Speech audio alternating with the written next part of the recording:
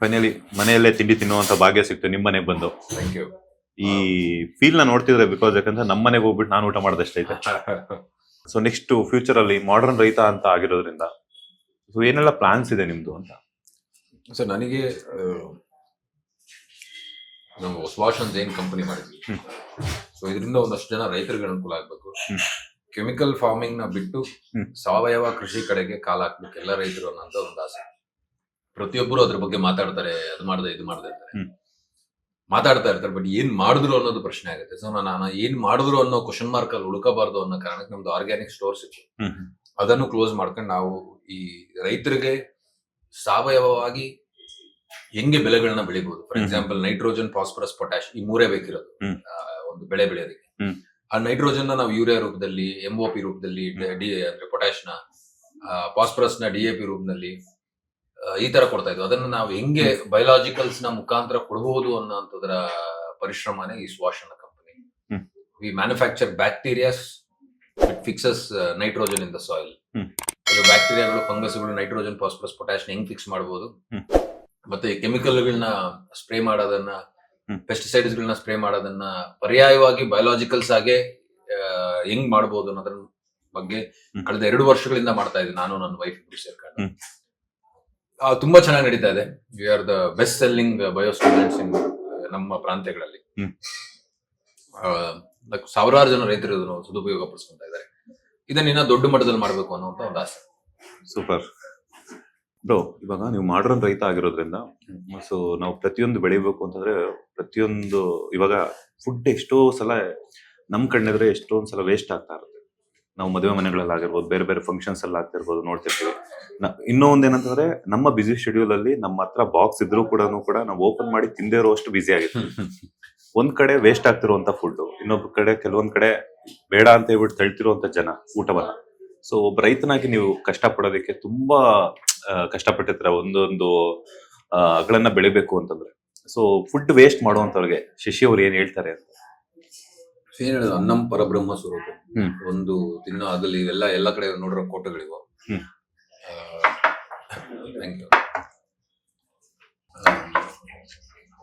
So ಎಲ್ಲ ಕಡೆ ಇರೋಂಥ ಕೋಟೆಗಳಿವ.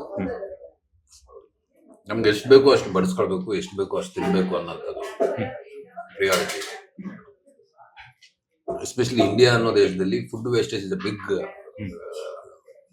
ಪ್ರಾಬ್ಲಮ್. ಯಾಕಂದ್ರೆ ನಮ್ದು ಸೋಷಿಯಲಿ ಇವೆಂಟ್ಗಳು ಜಾಸ್ತಿ, ಸೋಷಿಯಲ್ ಇವೆಂಟ್ಗಳು, ಗೆಟ್ ಟುಗೆದರ್ ಇರುತ್ತೆ, ಅಥವಾ ಮದುವೆಗಳು, ಇದು ಲಾವಿಶ್ ಮದುವೆಗಳು ಮಾಡೋದ್ರಿಂದ ಅಲ್ಲಿ ವೇಸ್ಟೇಜ್ಗಳು ಜಾಸ್ತಿ. ಹೌದು, ಅಲ್ಲಿ ಒಂದ್ ಸ್ವಲ್ಪ ಕಂಟ್ರೋಲ್ ಇಟ್ಕೊಂಡ್ಬಿಟ್ರೆ ತುಂಬಾ ಒಳ್ಳೇದು ಅಂತ ನಾನು ಭಾವಿಸ್ತೇನೆ.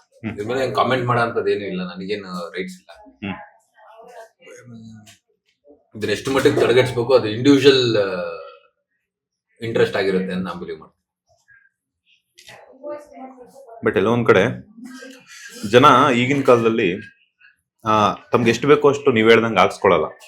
ಟೇಸ್ಟ್ ಮಾಡೋಣ ಅನ್ನೋಂತ ಬರದಲ್ಲಿ ಹಾಕ್ಸ್ಕೊಂತಾರೆ. ಬಟ್ ಅಲ್ಲಿ ಸುಮಾರು ಟೇಸ್ಟ್ ಮಾಡೋ ಬರದಲ್ಲಿ ವೇಸ್ಟ್ ಆಗ್ತದೆ. ಸೊ ಅಂತವ್ರಿಗೆ ಏನ್ ಹೇಳ್ತೀರಾ? ನಾವು ಬದಲಾಗಬೇಕಷ್ಟೇ. It is an individual choice.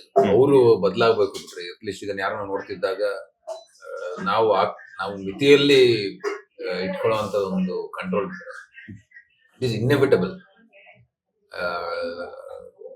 Food scarcity ಅನ್ನೋದು ದೊಡ್ಡ ಚಾಲೆಂಜ್ ಆಗಿದೆ. ನಮ್ಮ ಇಂಡಿಯಾದಲ್ಲಿ ನಾವು ಸೆಲ್ಫ್ ಸಫಿಷಿಯಂಟ್ ಆಗಿದ್ದೀವಿ ಅಂತ. ಬಟ್ ನೀವು ಆಫ್ರಿಕಾ ಅಥವಾ ಕೆಲವು ಬಡ ದೇಶಗಳಲ್ಲಿ ನೋಡಿದಾಗ ತುಂಬಾ ಚಾಲೆಂಜಿಂಗ್ ಆಗಿದೆ ಅನ್ನೋದು ನನ್ನ ಪಾಯಿಂಟ್. ಸೊ ಬಿಗ್ ಬಾಸ್ ಆಯ್ತು, ಸಿನಿಮಾ ಆಯ್ತು, ಎಲ್ಲ ಆಯ್ತು.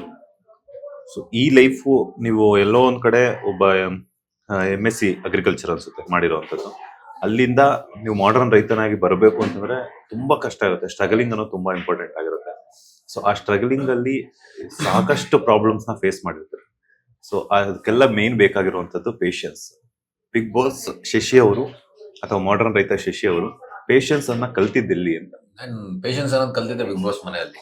ಬಿಕಾಸ್ ನಾವೇನು ಬಿಗ್ ಬಾಸ್ ಮನೇಲಿ ಕೂತಿದ್ದಾಗ ಸಿಕ್ಕಾಪಟ್ಟೆ ಹಾರ್ಡ್ ವರ್ಕಿಂಗ್ ಹಂಗೆ ಅಂದ್ರೆ ಸಾಕಷ್ಟು ಟೈಮ್ ಖಾಲಿ ಕೂತಿರ್ತೀವಿ ನಾವು. ಆ ಕೂತ್ಕೊಳ್ಳಕ್ ಒಂದು ತಲೆ ನೆಮ್ಮದಿ ಬೇಕು. ಫಸ್ಟ್ ಆಫ್ ಆಲ್ ಸುಮ್ಮನೆ ಕೂತಿರಕ್ಕೂ ಆಗೋದಿಲ್ಲ ಅಲ್ಲಿ. ಸೊ ಅಲ್ಲಿ ಪಾಯಿಂಟ್ 1 ಪೇಷನ್ಸ್ ಅಂದ್ರೆ, ಮತ್ತೆ ಗೆದ್ದ ನಂತರ ನನ್ನ ಮನೇಲಿ ಏನೂ ಕೆಲಸ ಮಾಡದೆ 1.5 ವರ್ಷ ಕೂತಿದ್ದೆ.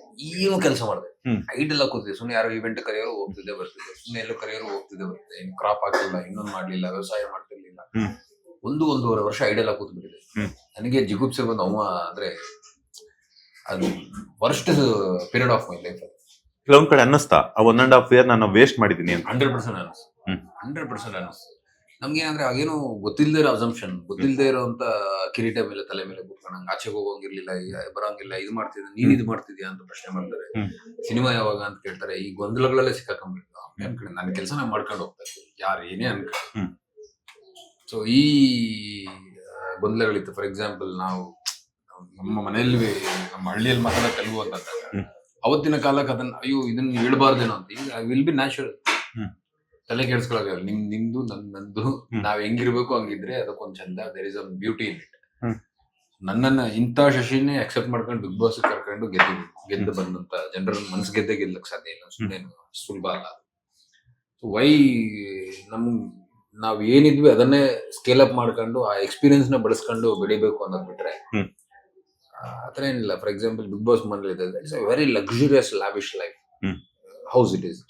ಆ ಮನೆ ನನಗೂ ಅದೇ ತರ ಮನೆ ಇರಬೇಕು ಅನ್ನೋ ಜಿದ್ದು ಬಿತ್ತು. ಅಂತ ಮನೆ ನಾನು ಇರಬೇಕು ಅಂದ್ರೆ ಡೆಫಿನೆಟ್ ಆಗಿ ದುಡಿಬೇಕು, ಲಕ್ಷಾಂತರ ರೂಪಾಯಿ ದುಡಿಬೇಕು. ಹೌದು, ದುಡಿಯಕ್ ಶುರು ಮಾಡಿದ್ವಿ. ಸೊ ಅದನ್ನ ನಾನು ಈಗಲೂ ಅಂತದೇ ಲಕ್ಸುರಿ ಲೈಫ್ ನಾನು ಬೆಂಗಳೂರಲ್ಲಿ ಲೀಡ್ ಮಾಡ್ತೇನೆ. ನಾ ಇರೋ ಮನೆಗಳಲ್ಲಿ ನನಗೆ ಜಕ್ಕೂಸಿ, ಸ್ಪಾ ಅಥವಾ ಜಿಮ್ ನಮ್ಮ ಸೊಸೈಟಿಲಿ ಇದಾವೆ. ಅಂತ ಮನೆಗಳು ಬಾಡಿಗೆಗಿರ್ಬೇಕು ಅಂದ್ರೆ 50,000 ಬಾಡಿಗೆ ಕೊಡಬೇಕಾಗುತ್ತೆ. ಹೌದು, it's not that easy paying 50,000 rent in Bangalore. So ಇದಕ್ಕೆಲ್ಲ ಏನೋ ದುಡಿಮೆ ಬೇಕಾಗತ್ತೆ. ಆ ನಿಟ್ಟಿನಲ್ಲಿ ಕೆಲಸ ಮಾಡಕ್ ಶುರು ಮಾಡೋದು. ಬಿಗ್ ಬಾಸ್ ಮನೆಯಲ್ಲಿ ಸೀಸನ್ 6 ಅಲ್ಲಿ ಇದ್ದಂತವರೆಲ್ಲ ಕಾಂಟ್ಯಾಕ್ಟ್ ಅಲ್ಲಿ ಇದಾರ ಅಂತ? ಆನೆಸ್ಟ್ ಯಾರು ಕಾಂಟ್ಯಾಕ್ಟ್ ಅಲ್ಲಿ ಇಲ್ಲ. ಅಂದ್ರೆ ನಮ್ಮ ಕೆಲಸದ ಒತ್ತಡಗಳು ಅಥವಾ ಕಾಂಟ್ಯಾಕ್ಟ್ ಇಂದ ಯಾರು ನಮ್ ಹಾಯ್ ಬಾಯ್ ಮೆಸೇಜ್ಗಳು ಇಲ್ಲ. 6 ತಿಂಗಳು 1 ವರ್ಷಕ್ಕೆ ಯಾರನ್ನ ಒಬ್ರು ಫೋನ್ ಮಾಡಬಹುದು ಬಿಟ್ರೆ, ಹೆಂಗ್ ನಡೀತಿದೆ ಏನು ಎತ್ತ ಅನ್ನೋದನ್ನ ಬಿಟ್ರೆ ಇಟ್ಸ್ ನಾಟ್ ಡೆಫಿನೆಟ್ಲಿ ನೋ. ನಾ ಹೇಳಿದ್ನಲ್ಲ, ನಂಗೊಂದ್ ಸ್ವಲ್ಪ ನೆಗೆಟಿವ್ ಮೈಂಡ್ ಸೆಟ್ ಬಂದ್ಬಿಡ್ತು. ಇದನ್ನ ಸುಮ್ನೆ ತೋರ್ಪಡಿಕೆ, ಇಲ್ಲೇನು ಇಲ್ಲ, ಟಿವಿ ಸ್ಟೈಲ್ ಅಥವಾ ಸಿನಿಮಾ ಪಾಪ ಏನೂ ಇರೋದಿಲ್ಲ, ಸುಮ್ನೆ ತೋರ್ಪಡಿಕೆ ತೋರ್ಸ್ಕೋಬೇಕು, ದಟ್ ಗ್ರೇಟ್, ದಟ್ ಬಿಗ್, ಅದು ಇದು ಅದು ಅಂತ. ಆ ಫಾಲ್ಸ್ಹುಡ್ ಅಲ್ಲಿ ಬದುಕಕ್ಕೆ ನಂಗಂತೂ ಇಷ್ಟ ಇರಲಿಲ್ಲ. ಸೊ ಅದರಿಂದ ಹೊರಗಡೆ ಬಂದ್ಬಿಟ್ಟು ನಾವು ವೆರಿ ಹ್ಯಾಪಿ, ಮಚ್ ಹ್ಯಾಪಿ ನಾವು ಅಂತ. ಈಗ ಸಿನಿಮಾಗಳು ಅದು ಇದೆಲ್ಲ ಮಾಡ್ತಿರೋದ್ರಿಂದ ಯಾರಾದ್ರೂ ಸಿಕ್ಕಾಗ ಮಾತಾಡ್ತಾರ? ಸಿಕ್ದಾಗ ಸಿಗ್ತಾರೆ, ನಾವು ಸೆಟ್ಗಳಲ್ಲಿ ಸಿಕ್ಕಿದಾಗ ಮಾತಾಡ್ತಾರೆ ಅಥವಾ ಬೇರೆ ಎಲ್ಲ ಇವೆಂಟ್ಗಳಲ್ಲಿ ಸಿಕ್ಕಿದಾಗ ಮಾತಾಡ್ತಾರೆ. ನಾನು ಆಸ್ ಎ ಪರ್ಸನ್ ನಾನು ಯಾವ ಟಿವಿ ಶೋಗಳು ಮಾಡ್ತಾ ಇಲ್ಲ, ಬಿಕಾಸ್ ನಾನು ಬಿಸ್ನೆಸ್ ಮೇಲೆ ಕಾನ್ಸಂಟ್ರೇಟ್ ಮಾಡ್ತಾ ಇದ್ದೆ, ನಂಗೆ ಟೈಮ್ ಆಗೋದಿಲ್ಲ. ಈಗಲೂ ಸೀರಿಯಲ್ಗಳು ಬಂದಾಗ ಫಸ್ಟ್ ಆಫರ್ ನನಗೆ ಬರುತ್ತೆ. ಒಂದು ಮೆಸೇಜ್, ಒಂದು ಕಾಲ್ ಆದ್ರೂ ಬಂದೇವು, ಹಿಂಗ್ ಇಂಟ್ರೆಸ್ಟ್ ಇದೆಯಾ ಅನ್ನೋದು. ಈಗ ನೀವು ತೆಗೆದ್ರು 1-2 ಮೆಸೇಜ್ ಇರ್ತವೆ, ಹಿಂಗ್ ಶೋ ಮಾಡ್ತಾ ಇದೀವಿ, ಇಂಟ್ರೆಸ್ಟ್ ಇದೆಯಾ ಅನ್ನೋದು ಬಂದೇ ಬರುತ್ತೆ. ಬಹುಶಃ ನಾನ್ ಟೈಮ್ ಕೊಡಕ್ ಆಗ್ತಿಲ್ಲ ಅಂತ ನಾನು ಅನ್ಕೊಂಡಿದ್ದೀನಿ. ಟೈಮ್ ಕೊಡಕ್ ಆಗ್ತಿಲ್ವಾ ಅಥವಾ ಇಂಟ್ರೆಸ್ಟ್ ಇಲ್ವಾ ಅಂತ? ಅಥವಾ ನೀವು ಬಿಸ್ನೆಸ್ ಮೈಂಡ್ ಪರ್ಸನ್ ಆಗಿರೋದ್ರಿಂದ, ಬಿಕಾಸ್ ನಿಮ್ದೇ ಅಂತ ಒಂದಷ್ಟು ಟಾರ್ಗೆಟ್ ಇಟ್ಕೊಂಡಿದ್ದಾರೆ, 100 crores ನಾನು ಮಾಡ್ಲೇಬೇಕು ಅಂತ. ಆ ಒಂದು ಟಿವಿ ಶೋಸ್ ಆಗಿರ್ಬೋದು, ರಿಯಾಲಿಟಿ ಶೋಸ್ ಆಗಿರ್ಬೋದು, ಟಿವಿ ಸೀರಿಯಲ್ಸ್ ಮಾಡೋದ್ರಿಂದ ಮೈಂಡ್ ಎಲ್ಲಿ ಡೈವರ್ಟ್ ಆಗ್ಬಿಡುತ್ತೋ ಆ ಕಡೆ ನಾನು ಇದು ಕಾನ್ಸಂಟ್ರೇಟ್ ಮಾಡಕ್ ಆಗಲ್ವೋ ಅನ್ನೋ ಅದು ಹಂಗೂ ತಗೋಬಹುದು. ಇನ್ನೊಂದು ನನ್ನ ಆಂಗಲ್ ಅಲ್ಲಿ ತಗೊಂಡ್ರೆ, ನಿಮ್ಗ ಆ ಶೋ ಮಾಡೋದ್ರಿಂದ ಏನ್ ಸೋಷಿಯಲ್ ಸ್ಟೇಟಸ್ ಬರ್ತಲ್ಲ, ಆ ಸೋಷಿಯಲ್ ಸ್ಟೇಟಸ್ ನ ಮೇಂಟೈನ್ ಮಾಡೋ ಅಷ್ಟು ಫೈನಾನ್ಷಿಯಲ್ ಫಿಸಿಬಿಲಿಟಿ ಆ ಶೋ ಇಂದ ಬರೋದಿಲ್ಲ. ಅಂದ್ರೆ ನಾನು ಬಿಗ್ ಬಾಸ್ ಗೆದ್ದ ಶಶಿ ಅದು ಅಂತಾರೆ, ಗೆಲ್ಲಿಲ್ಲ ಅಂದಿದ್ರೆ ನನಗೆ ಎಷ್ಟು ಬರ್ತಿತ್ತು? 1.5 ಲಕ್ಷ 2 ಲಕ್ಷ ಬರ್ತಾ ಇತ್ತು. ಗೆದ್ದಿದ್ದಕ್ ಬಿಡಿ 50 ಲಕ್ಷ ಬಂತು. ಇವಾಗ ರನ್ನರ್ ಅಪ್ಗೂ ಅಷ್ಟೇ ಹೆಸರು ಬಂದಿರುತ್ತೆ, ಅಷ್ಟೇ ಹೆಸರು ಬಂದಿರುತ್ತೆ. ಯಾಕಂದ್ರೆ ವೋಟ್ ಒಂದು 5-10% ಅಷ್ಟೇ ವೋಟ್ ಶೇರ್ ಡಿಫ್ರೆನ್ಸ್ ಇರುತ್ತೆ. ಬಟ್ ಫೈನಾನ್ಷಿಯಲ್ ಫಿಸಿಬಿಲಿಟಿ ಅಂತ ತಗೊಳ್ಳೋಣ. ಸೊ ನಾ ಹೇಳೋದು, ಇವಾಗ ಯಾವುದೋ ಒಂದು ಶೋಗೆ ಹೋದೆ, ನನ್ಗೆ ಆ ಶೋ ಇಂದ ಬರೋ ಹೆಸರು ಇಷ್ಟು, ಆ ಶೋಗಿಂದ ಬರೋಂಥ ದುಡ್ಡು ಇಷ್ಟಿರುತ್ತೆ. ಸೊ ಅದನ್ನ ಮ್ಯಾನೇಜ್ ಮಾಡಕ್ ಆಗೋದಿಲ್ಲ. ಸೊ ನಾನು ಐ ಚೂಸ್ ಬಿಸ್ನೆಸ್. ಇಲ್ಲಿ ಹೆಸರು ಬರುತ್ತೋ ಬರಲೋ, ದುಡ್ಡು ಬರುತ್ತೆ ಬಿಸ್ನೆಸ್ ಅನ್ನೋ ಜಾಗದಲ್ಲಿ. ಒಂದು ಅಷ್ಟೇ ಸೋಷಿಯಲ್ ಸೆಕ್ಯೂರಿಟಿ ಸ್ಟೇಟಸ್ ಬರುತ್ತೆ. ಸೊ ಒಂದ್ ಸ್ವಲ್ಪ ಫೈನಾನ್ಷಿಯಲ್ ಫಿಸಿಬಲ್ ಆದ್ಮೇಲೆ ಮತ್ತೆ ಬಿಸ್ನೆಸ್ಗಳು ಮತ್ತೆ ಶೋಗಳಿಗೆ ಹೋಗೋದು, ದಟ್ ಈಸ್ ಆಲ್ವೇಸ್ ದೇರ್. ನಾ ಇವತ್ತು ಯಾವ್ದೋ ಒಂದು ಚಾನಲ್ ಏನೋ ಶೋ ಮಾಡ್ಬೇಕು ಅಂದ್ರೆ ಡೆಫಿನೆಟ್ ಆಗಿ ಹ್ಯಾಂಡ್ ಕರ್ಕಂತಾರೆ ನನ್ನ, ಇಲ್ಲ ಅಂತ ಅನ್ನೋದು. ಅದು ಎಲ್ಲಿ ಬ್ರೇಕ್ ಆಗ್ಬೋದು, ಫೈನಾನ್ಷಿಯಲ್ ಅಲ್ಲಿ ಅಷ್ಟೇ. ನಿಮ್ ದಿನಕ್ಕೆ 20,000 ಬೇಕು ಅನ್ನೋದು ನಾನು 10 ಕೊಡ್ತೀನಿ ಅನ್ನೋದ್ರ ಮಧ್ಯದಲ್ಲಿ ಬ್ರೇಕ್ ಆಗತ್ತೆ ಬಿಟ್ರೆ, ನೀನ್ ಬೇಡ ಅಂತ ಇದುವರೆಗೂ ಯಾರು ಕ್ಯಾನ್ಸಲ್ ಮಾಡಿಲ್ಲ. ನಾನು ಮಾಡೋದು ಇಲ್ಲಿಂದ 10 ವರ್ಷ ಹೋದ್ರು. ಕಲರ್ಸು, ಝೀನೋ, ಸುವರ್ಣನೋ, ಇನ್ ಯಾವುದೇ ಚಾನಲ್ ನಾನು ಶೋ ಮಾಡ್ಬೇಕು ಅಂತಂದಾಗ ಶಶಿ ಅನ್ನೋನು ಸೆಲೆಕ್ಟ್ ಆಗದೆ ಇರೋದಕ್ಕೆ ಫೈನಾನ್ಷಿಯಲ್ ಕಾರಣನೇ ಇರುತ್ತೆ. ನೀವು ಕೇಳೋಷ್ಟು ನಾವು ಕೊಡಕ್ಕಾಗಲ್ಲ ಅನ್ಸುತ್ತೆ. ನೀವೇನಾದ್ರೂ ಕೂಡ ಮಾಡ್ತೀನಿ ಅಂದ್ರೆ ಡೆಫಿನೆಟ್ ಆಗಿ ನಾನು ಇನ್ನು ಹಾಗೆ ಆಗ್ತೀನಿ ಶೋಗೆ ಅಂತ ನಾನು ಅನ್ಕೊಂಡೆ. So that field is always ಕರೆದೇ ಕರೆಯುತ್ತೆ ನಮ್ಮನ್ನು. ಈ financial security is more important ಅಂತ ನಾನು ಬಿಲೀವ್ ಮಾಡ್ತೀನಿ.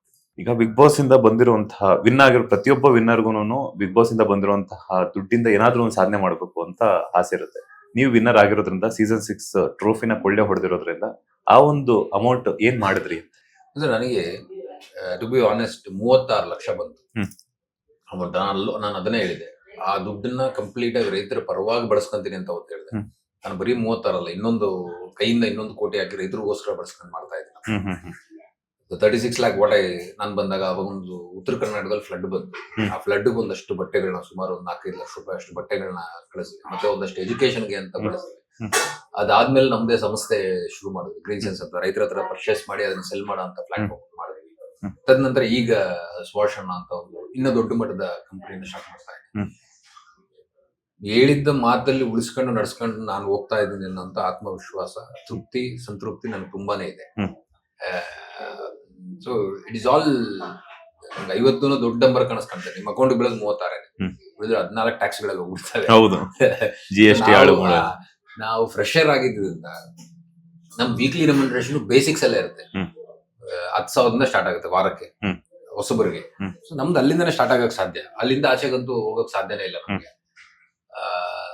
ಸೊ ಹಂಗಿದೆ. ಎಷ್ಟು ತಗೊಂಡಿದ್ರಿ ವೀಕ್ಲಿ ರೆಮ್ಯುನರೇಷನ್?